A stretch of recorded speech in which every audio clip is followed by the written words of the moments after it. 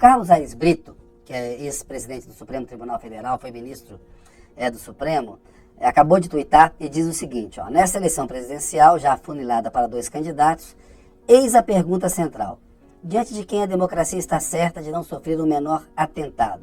Resposta, de quem jamais colocou sob suspeita de fraude a urna eletrônica. No caso, Lula, que terá meu voto. O Aires Brito, para quem não se lembra, foi o presidente do Supremo na época em que foi julgado o caso do Mensalão. Ele foi indicado para o Supremo pelo Lula, né, no governo, no primeiro mandato, e ele colocou em votação no Supremo, o Joaquim Barbosa era o relator, e tanto o presidente daquele caso como o relator daquele caso declararam um voto no Lula. Ô Carolina, qual a importância desses apoios? E o Toledo estava falando, a diferença de fechar, liquidar a fatura no primeiro ou no segundo turno. Concordo absolutamente com o Toledo com o fato de que a gente precisa, assim, até para... É importante para o país liquidar essa fatura no primeiro turno, tá?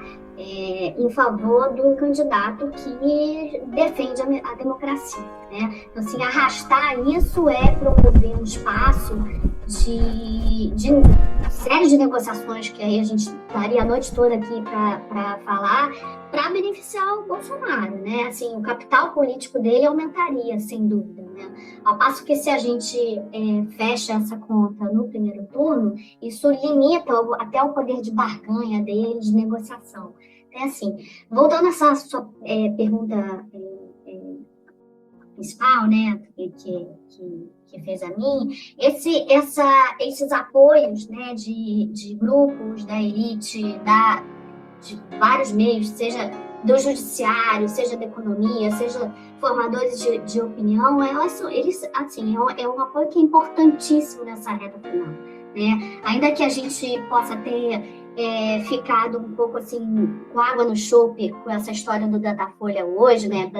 Saber que ainda pode haver um segundo turno e que era o mais provável, a verdade é essa, né? A gente está correndo para não ter segundo turno, mas enfim, a gente ainda tem 2, 3 dias de campanha, a gente tem um debate importante que é super visto tradicionalmente, né? A campanha a 3 dias da eleição é uma campanha que, em geral, é pujante, as pessoas começam a se envolver de fato e fazer seus cálculos, então eu acredito que esses últimos dias é de grande relevância para a campanha dos candidatos. E se você tem grupos estratégicos da sociedade, com os quais a gente pode contar no apoio, isso aí assim, é fundamental, né? Ter essa movimentação, essa mobilização, chamar as pessoas à decisão. Um outro ponto que eu queria colocar, que eu acho que vai um pouco na linha do que eu falei na minha primeira inserção aqui, é de que não vejo tanta diferença, tá? Apesar de que essa pouca diferença que eu tô vendo, ela não resolve o nosso problema, que é liquidar essa fatura no primeiro turno.